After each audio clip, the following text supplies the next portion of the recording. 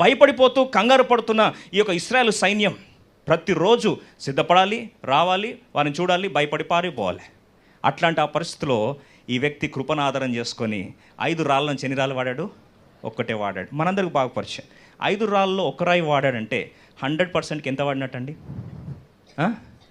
ఎంత వాడినట్టు? 20%. అంటే మిగతా వాడంది ఇంకెంత ఉంది? 80% మిగిలిపోయింది. అంటే బాగా అర్థం చేసుకోండి, గొల్యాతు లాంటి సమస్యలు ఎదుర్కోవడానికి కృపలో నుంచి ఎంత వాడాడు? 20%. జీవితంలో మన గొల్యాతు కంటే పెద్ద సమస్యలు ఉన్నాయా? సైన్యం గొల్యాతుకు పారిపోయింది ఒకప్పుడు. నాకు తెలిసి గొల్యాతు కంటే పెద్ద సమస్యలు మన జీవితాల్లో ఇంకా రాలేదు. ఆలోచించండి, గొల్యాతు లాంటి సమస్య ఎదుర్కోవడానికి 20% వాడితే ఇంకా మిగిలిన 80% అలాగే ఉండిపోతే వాడకుండా మన జీవితాల్లో ఎట్లాంటి సమస్య అయినా దేవుని యొక్క కృప సరిపోతుంది. ఎంతమంది నమ్ముతున్నారు ఈ మాటని? ఆ కృప అందుకో ప్రభువా, నా కృప నీకు చాలును.